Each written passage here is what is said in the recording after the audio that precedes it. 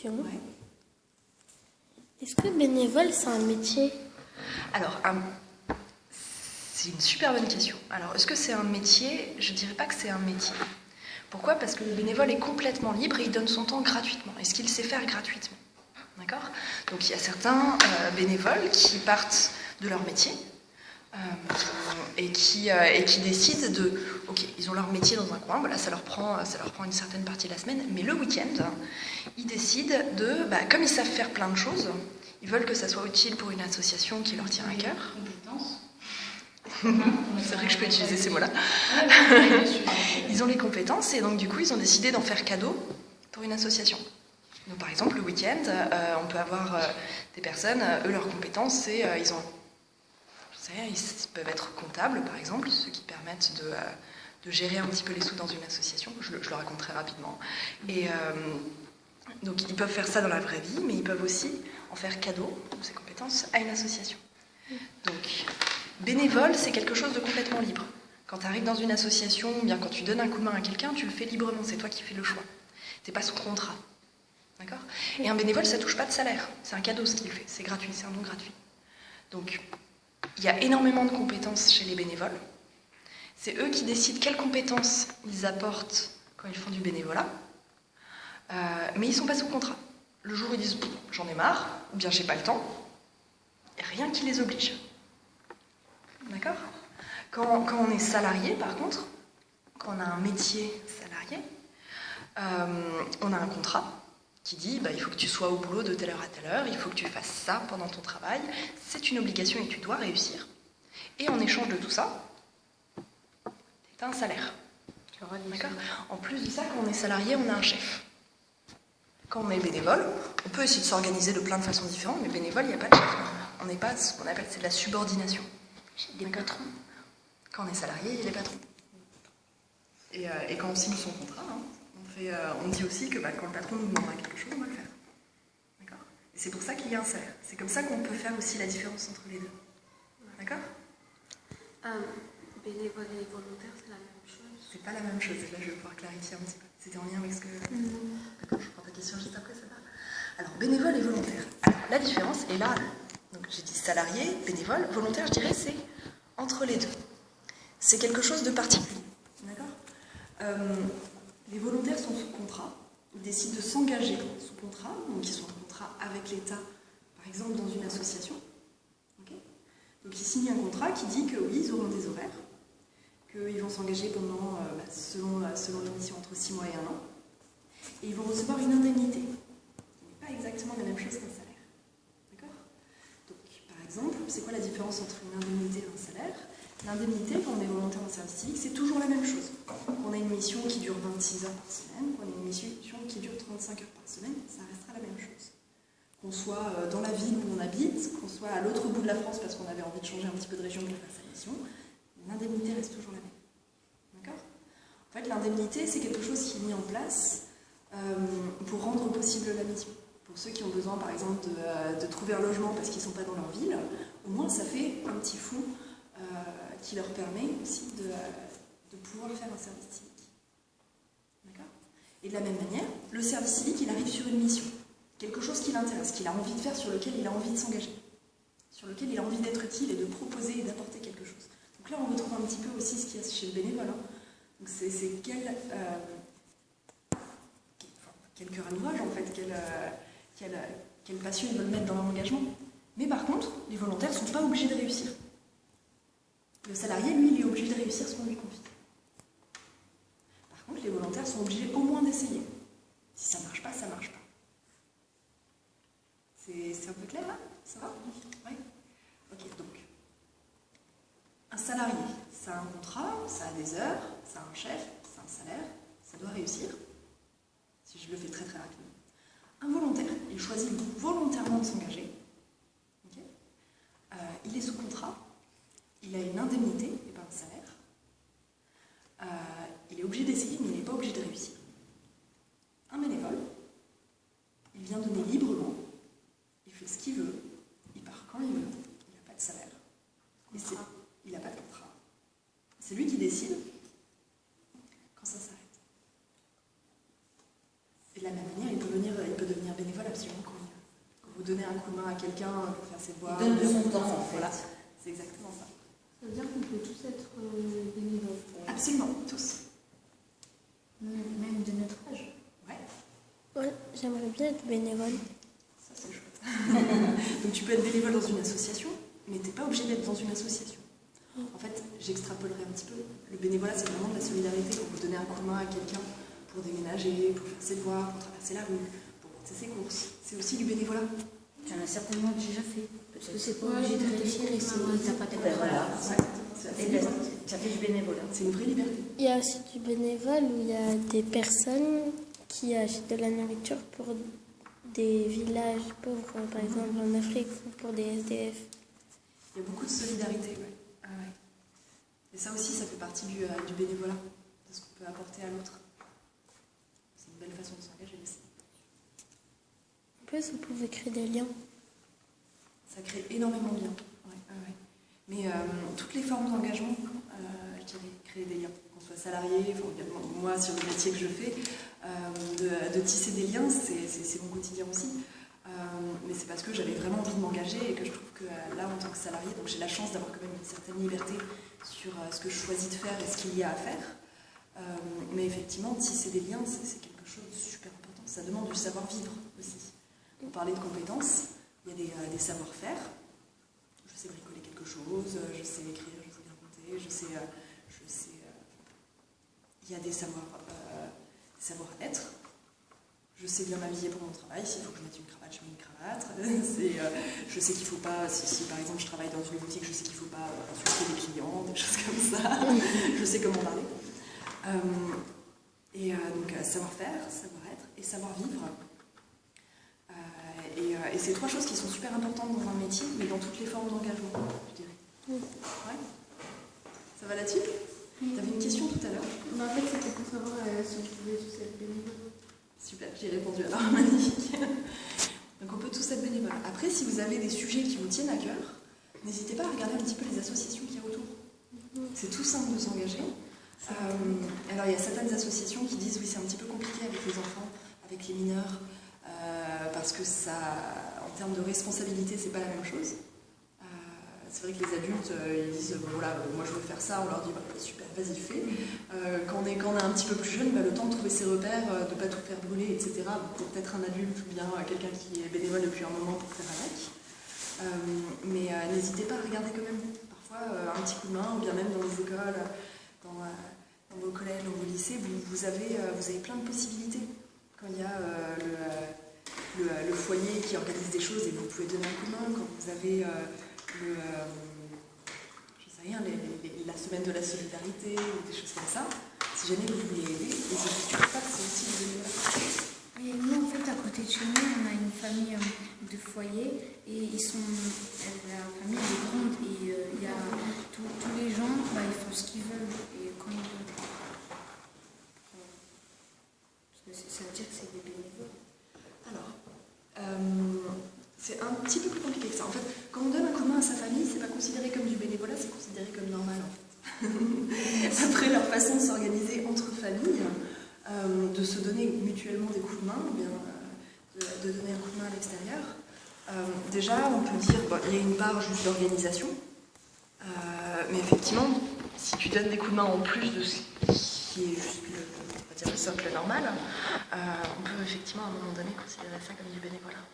Nous, ça fait 3 ans que toutes les années au collège, on court, on va dans un stade et on court et à chaque fois, on a une somme d'argent qu'on envoie à des pays pauvres. Ça s'appelle la course contre la faim. C'est génial, hein? C'est organisé par qui, tu sais? Je sais pas, c'est Une association. Ouais, c'est ça. Nous aussi, on est en primaire, c'est le Téléthon. Ah, ça c'est bien aussi, ouais. Non, j'étais pas là, c'était quand j'avais commencé.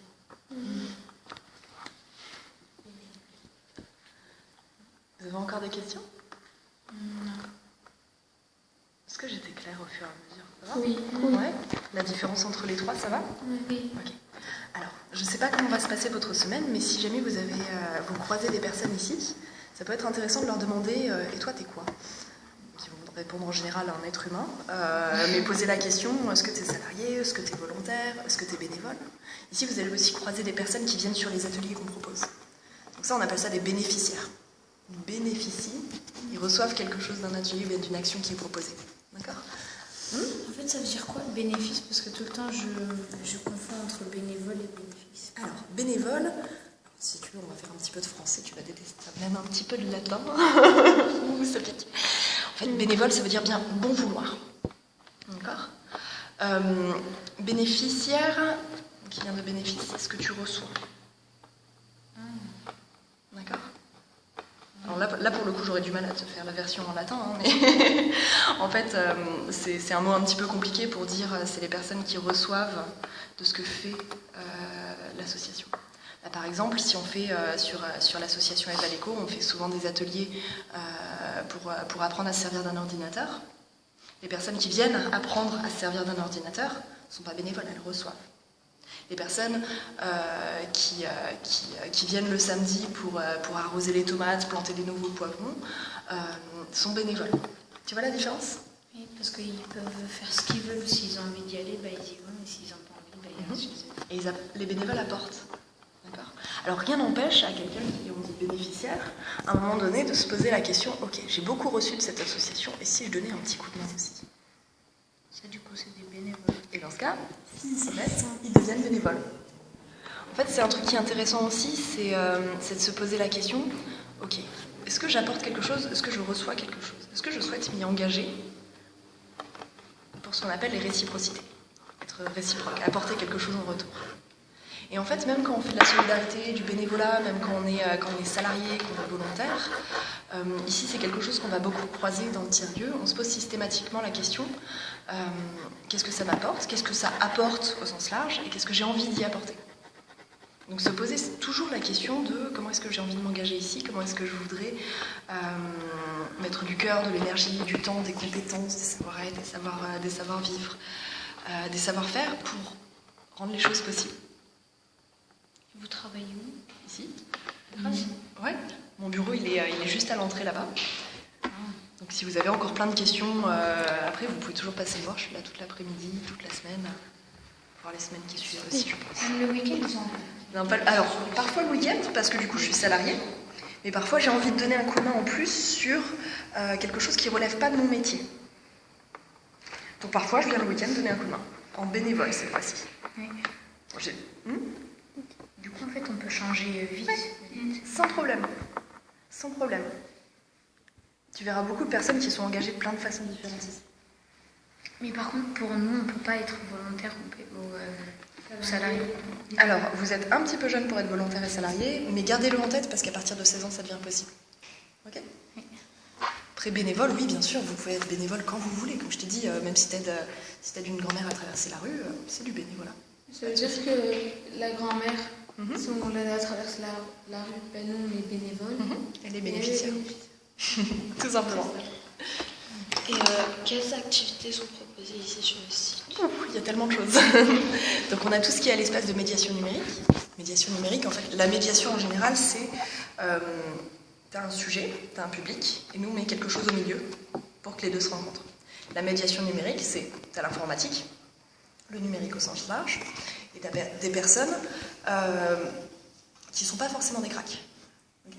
Nous, ce qu'on va faire, on va mettre des ateliers, on va mettre des tutos, on va faire des formations, on va faire plein de choses qui va permettre au public de venir et de découvrir au fur et à mesure le numérique. À partir de ce qu'il a envie d'en faire, hein, bien sûr.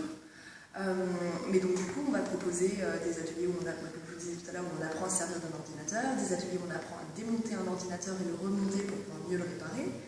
On va faire des ateliers qui aident les personnes à faire leur CV, des ateliers qui les aident à trouver un emploi. On va faire des ateliers plus sur la fabrication numérique. On apprend à dessiner quelque chose en 3D sur l'ordinateur, à modéliser en 3D, pour ensuite pouvoir se servir de l'imprimante 3D et imprimer cet objet. On va faire des ateliers de programmation, avec des petits ordinateurs comme ça qui s'appellent des cartes Arduino. Je ne sais pas si vous connaissez les cartes Arduino, les Raspberry peut-être. Non. Alors vous imaginez un ordinateur de cette taille-là, bon, il est un petit peu moins puissant qu'un vrai ordinateur, il n'y a pas d'écran, il n'y a pas de clavier, mais on peut entrer un code, un programme dedans, qu'on écrit soi-même. Et donc on peut brancher plein de choses dessus, allumer des LED, faire bouger des moteurs, demander c'est quoi la température, il va vous donner, mettre des écrans, etc. Et ça permet de, par exemple, faire ce qu'on appelle des objets connectés. Vous connaissez Alexa, tout ça? Oui. Ouais. Petit truc qu'il y a dans les maisons, vous lui dites un truc. Alors ça, c'est connecté déjà de plein de façons différentes. Nous ici, ce qu'on essaie de faire, c'est de trouver des capteurs utiles. Par exemple, un capteur de qualité de l'air. Attention, aujourd'hui, c'est vachement pollué. Attention, aujourd'hui, il y a des particules fines dans l'air. Ah, ça c'est peut-être dû au trafic, parce qu'on voit que tous les jours, c'est pile au moment où il y a des embouteillages. Donc ça, c'est ce qu'on appelle des prototypes. C'est des choses qu'on va construire, qu'on va tester pour voir si ça marche, pour aller vers quelque chose d'un petit peu plus concret. Okay. Donc il y a tous les ateliers qui aident au niveau du Fab Lab à faire des prototypes. Ensuite, sur les autres activités qui sont proposées ici, par exemple, on a l'association Choisir qui de temps en temps fait ce qu'on appelle la vélo-école, réapprendre à faire du vélo. Parce qu'il y a des adultes qui ne savent pas faire du vélo. J'ai fait partie de ceux qui sont tombés et depuis j'ai énormément de mal à me remettre sur les roues. Alors je suis passée par la vélo-école où on réapprend à monter sur les trottoirs, à bien montrer les gestes quand on tourne, à bien interagir aussi avec les voitures pour ne pas se mettre et les mettre en danger. Et pouvoir utiliser le vélo le plus souvent possible. Ils font aussi des ateliers où on apprend à réparer son vélo. C'est facile. C'est facile, mais tout le monde ne sait pas le faire. Par exemple, moi, je sais Moi, pas je le l'ai faire. appris sans rien. Tout C'est seul. génial. Bah, du coup, peut-être que si tu veux, un de ces jours, tu passes et tu donnes un coup de main pour le faire. Parce que l'idée, en fait, on apprend et après on transmet aux autres qui viennent d'arriver. Et je deviens bénévole. Alors, qu'est-ce qu'on a encore comme activité aussi? On a une association qui s'appelle Toujours Femmes en Pays de Grâce, qui fait des permanences toutes les semaines pour les femmes atteintes de cancer féminin. Pour avoir en fait, un petit groupe où on peut parler, parce que c'est des périodes qui sont très très difficiles quand on fait les soins. Et donc du coup, ça permet de se serrer les coudes, d'avoir un groupe à qui parler, d'autres personnes dans la même situation, bien qui ont traversé les mêmes épreuves, qui peuvent donner des conseils. Elles font aussi des journées qu'on appelle les journées bien-être, où il va y avoir des massages, du yoga, des choses comme ça pour souffler un petit peu et se sentir un petit peu mieux. Se détendre. Se détendre et aussi encore une fois pouvoir affronter ça de façon plus facile. On a tout ce qui est autour des jardins. Alors ici, tout le monde, tous ceux qui veulent, peuvent venir donner un coup de main à un jardin participatif. Donc tout le monde peut apporter des plantes, donner un coup de main à arroser, à enlever les mauvaises herbes et des choses comme ça, et peut cueillir une tomate qui a poussé dans le jardin pour la grignoter, ou bien donner un coup de main à la cuisine. Par exemple, on a tout un projet autour de la cuisine durable. Donc on découvre ce qui est végétarien, végétalien. Vous savez ce que c'est végétarien, végétalien? Moi, je suis végétarienne. C'est végétarien? Oui, Nice. mais pas beaucoup parce que je mange le poisson et le poulet, mais le reste, je ne mange pas. Je ne mange pas de produits animaux. Végétalien, c'est quand on mange rien, pas ni d'œufs, ni rien. Voilà. En fait, végétalien, c'est ce qui prend juste les végétaux. Pas de miel, pas de lait, pas d'œufs, pas de viande. Ok? Ce qui sort des animaux. Voilà, tout ce qui est issu de la production animale. Végétarien, c'est juste on ne mange pas de viande. Oui. Donc pas de poisson non plus, pas de poulet, donc tu es presque végétarien. Oui. Toi, tu es ce qu'on appelle flexitarien. Tu manges moins de viande, et c'est déjà vraiment pas. Donc, ici, du coup, on a tout un groupe qui, plusieurs fois par mois, propose tous ceux qui veulent venir apprendre à cuisiner pour découvrir en fait d'autres modes d'alimentation plus durables. L'objectif, il n'est pas de dire il faut tous devenir végétaliens. L'objectif, il est en fait de savoir faire pour avoir un vrai choix. Donc on apprend à faire un peu. Et après, on mange ça ensemble. Et l'idée, en fait, c'est plus on produit de légumes, etc. sur site, plus on va pouvoir les utiliser à la cuisine. Donc il y a des allers-retours comme ça aussi. J'ai une question. Ouais. Est-ce que des fois vous quittez cet endroit pour aller faire du bénévolat dans d'autres endroits? Alors oui, on le fait souvent en fait dès qu'il y a un festival, une fête de la nature ou des choses comme ça. On est plusieurs dans l'équipe à vouloir y aller parce que on adore parler en fait de ce qu'on fait ici. Donc on va tenir des stands et faire des ateliers qui ne sont pas forcément ici. Donc en général ça a lieu le week-end. Donc on se pose tous la question, est-ce que je veux y aller en tant que salarié pour les volontaires, est-ce que je veux y aller en tant que volontaire ou est-ce que je veux apporter quelque chose à l'association? Donc on se pose tous la question, et pour ceux qui veulent y aller en tant que salariés, ils peuvent. Ceux qui veulent y aller en tant que bénévoles et donner ce temps et ce savoir-faire à l'association, il n'y a pas de problème. Donc oui, on va à l'extérieur, on essaie d'avoir à la fois plein de choses qui se passent ici, mais aussi des choses qui se passent à l'extérieur. parce que tout le monde ne sait pas forcément ce qui se passe ici, donc c'est une autre façon d'inviter à venir découvrir. Et alors ici, il y a aussi des chercheurs. Alors, ils n'ont pas les blouses blanches et la tête de scientifique fou, ils sont très sympas, il n'y a pas de problème. Il y a des chercheurs qui travaillent sur ce qu'on fait ici, ils essaient de regarder en fait comment émergent les projets, comment on pousse les projets dans tous les sens, comment est-ce qu'on peut aider ces projets à partir de ce qu'on voit, qui ne fonctionne pas, dans d'autres endroits en France ou bien dans le monde. Et ils apportent aussi leur regard de chercheurs sur ce qu'on fait, donc ils nous donnent des outils aussi pour apprendre à faire. Et donc encore une fois, ça va être d'autres façons. Je me souviens plus ce que c'était la question en fait. Je suis partie dans mes explications. C'était... vous m'aviez lancé sur quoi? Est-ce que vous partez de cet endroit? Et donc ces chercheurs, oui, ils viennent ici, ils viennent regarder ce qui se passe. Mais il y en a beaucoup qui ne travaillent pas ici, qui travaillent à l'autre bout de la France ou bien au Canada. Donc on a aussi des personnes soit qui sont bénévoles, soit qui sont reliées à ce qu'on fait ici, d'autres façons, qui ne sont pas du tout sur place. Et en fait, j'aurais même tendance à dire ce qu'on fait ici, en proximité immédiate, donc tout ce qu'il y a autour, en fait, c'est beaucoup moins connu par ceux qui sont proches, qui habitent pas très loin du projet, et c'est super connu à l'échelle de la France et à l'échelle internationale. Là, la semaine dernière encore, on travaillait avec des chercheurs brésiliens, on travaillait avec des chercheurs québécois, avec des Belges et des Allemands, avec des chercheurs tunisiens aussi, sur ce qui se passait ici. Donc oui, voilà. Et en plus de ça, on a des associations ici de solidarité internationale, qui travaillent par exemple avec le Burkina Faso, donc avec plein de projets différents. Et ce qui fait qu'en fait, même si ici on a on va dire, un lieu ou un tiers-lieu où on peut faire plein de choses sur place, il y a aussi beaucoup de choses qui se font loin du regard sur toute la France, et qui aident aussi à proposer de nouvelles choses ici. Ça répond à la question? Oui. J'ai un peu dépassé la question, je crois. Oui, souvent, ça m'arrive. D'autres questions? Non. Non, ça va? Ça fait beaucoup, beaucoup d'un coup.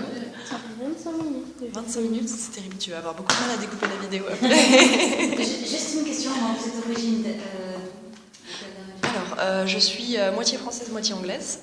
Mais ça, c'est juste les parents. C'est-à-dire que donc, moi, j'ai vécu en Picardie, j'ai vécu en Meurthe-et-Moselle, j'ai travaillé aussi à Lyon, j'ai vécu aussi un petit peu à Bordeaux avant d'arriver ici. Donc, voilà, je suis un peu... Tout simplement. C'est l'accent. Non, mais parce que je ne savais pas native de la région, c'est tout. Non, non. Je me suis dit, non, il ne doit pas être. Je suis une native de la pluie. C'est ça. Voilà. Et vous avez habité en Angleterre? Alors, j'ai passé beaucoup d'été en Angleterre pour aller voir de la famille, oui. Mais pas habiter plusieurs mois d'affilée. Comment vous êtes arrivée ici? Comment je suis arrivée ici? Alors, je suis arrivée ici pour la première fois il y a 10 ans. Je venais de passer le BAFA. Donc, le BAFA, c'est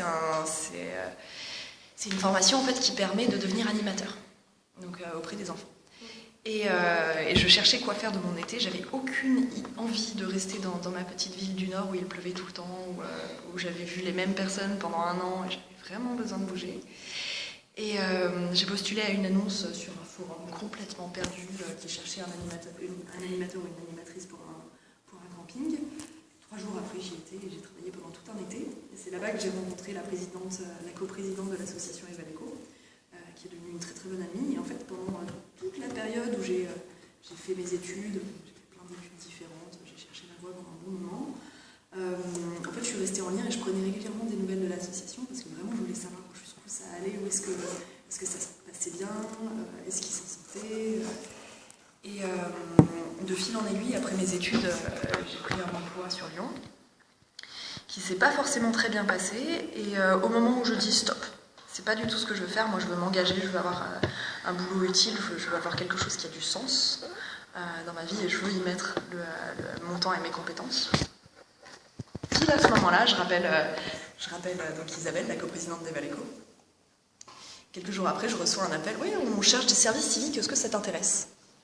Alors j'ai fait mine de réfléchir un petit peu parce que je n'avais pas donné la réponse tout de suite. J'ai appelé 2 heures après, oui j'arrive. J'ai fait mes valises, je suis arrivée en service civique. J'ai fait une mission d'1 an. Et au bout d'1 an, comme j'avais fait du bon boulot et qu'ils m'aimaient bien, ils m'ont gardée en salarié. Donc voilà comment j'ai découvert la région, voilà comment j'ai découvert l'association. Ça fait partie du parcours qui m'a amenée ici. Alors au niveau des études et ce que je faisais comme travail, pourtant ça n'a rien à voir. Le travail que je faisais juste avant d'arriver ici, j'étais styliste. Voilà. Ceux qui maquillent les gens pour faire les défilés? Non, c'est ceux qui font les vêtements pour les défilés. Mais plus loin, c'est ceux qui font les vêtements que tu portes. C'est eux qui font le style, la mode. Voilà. Donc ça, c'était mon travail. Et on travaillait beaucoup avec des usines en Chine. Et au fur et à mesure, je me suis rendu compte qu'en fait, mon travail, c'était d'alimenter la surconsommation, si je peux dire comme ça. On créait toujours nouvelle envie, nouveau besoin. Ah, c'est une toute nouvelle fringue, elle est trop belle, je la veux absolument. Sauf qu'à force d'acheter tout le temps des vêtements, et ben on jette tout le temps des vêtements, on pollue. Ici, on a la chance d'avoir un code du travail qui est très carré et qui permet des choses absolument fabuleuses. Enfin, en termes de droits sur le travail, on a énormément de congés payés, on est hyper bien protégé. Si on a un accident, on a une indemnité. Si on se retrouve en situation de handicap, on a toujours moyen d'avoir des aides, etc.